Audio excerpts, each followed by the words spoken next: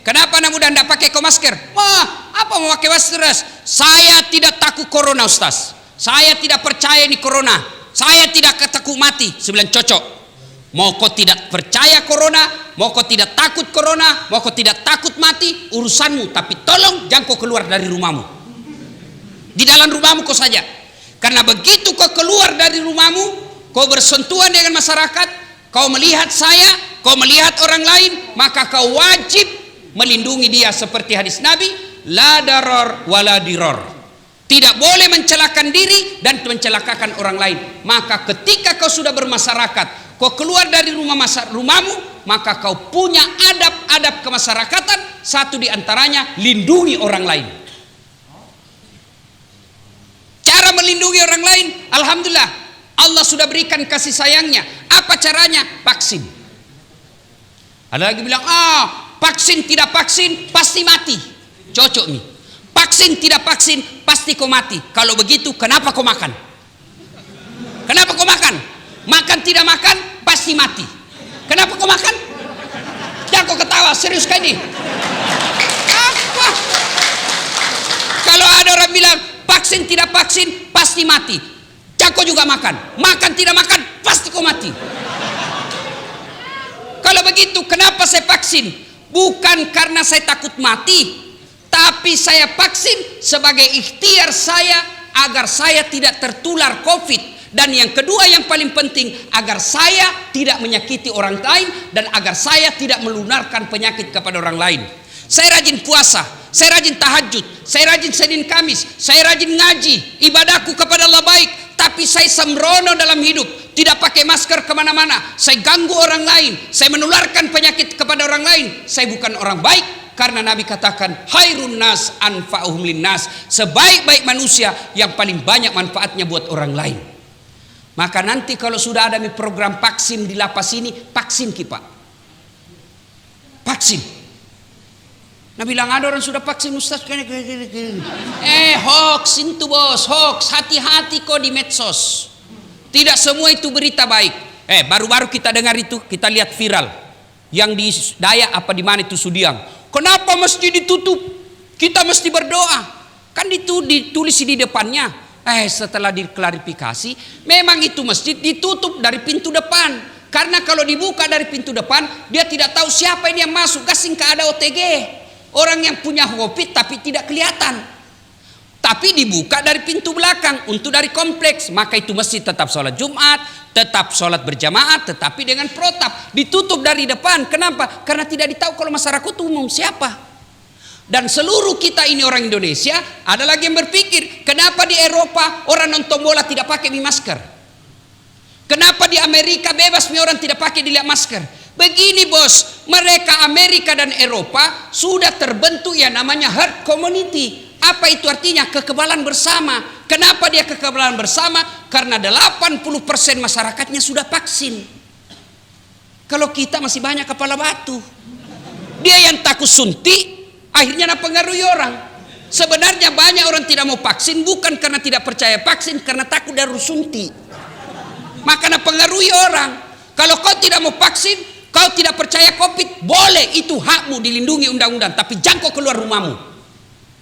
Karena kalau kau keluar dari rumahmu, kau berhubungan dengan hukum orang lain.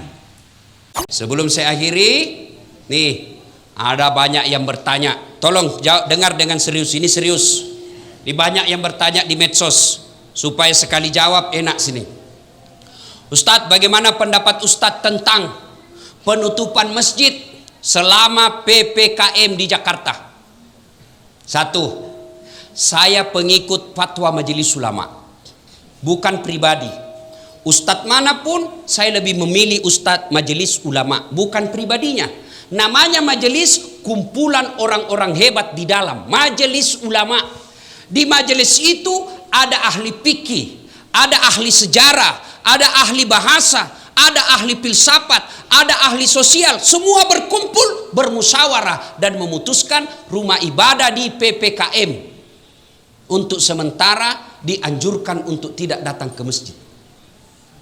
Tapi di Jakarta, bukan di Pindrang. Tidak semua masjid Indonesia ditutup, khusus Jakarta.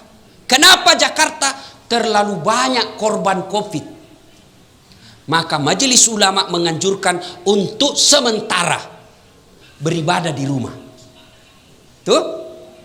Yang kedua, berkait ini. Bertanya, kenapa masjid ditutup, pasar dibuka? Ya kan biasa kita bertanya begitu toh? Paham ima deceng. Paham dengan baik. Semua fungsi-fungsi masjid boleh dipindahkan dan dilakukan di rumah. Saya ulang, semua fungsi-fungsi masjid boleh dipindah ke rumah dan dilaksanakan di rumah.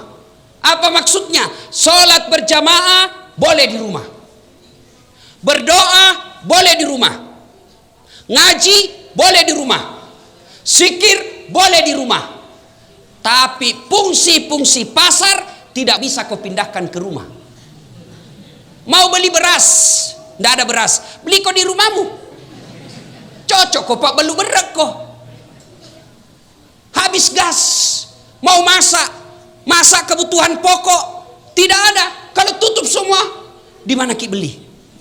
Dan tidak semua juga pasar dibuka, hanya pasar-pasar tertentu.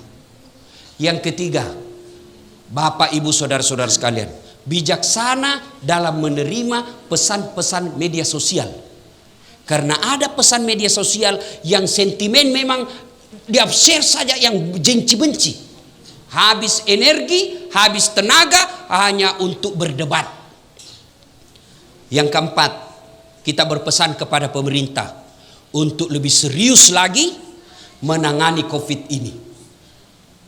Yang kelima, kepada saudara-saudara kami para pengusaha, kepada saudara-saudara kami para pengusaha, terutama mereka yang bergerak di bisnis alat kesehatan, tolong jangan jadikan COVID ini, jangan jadikan wabah ini sebagai ladang bisnis. Kami tidak pernah marah kalau kau bisnis ladang sawit. Kami ikhlas kamu berbisnis tambang.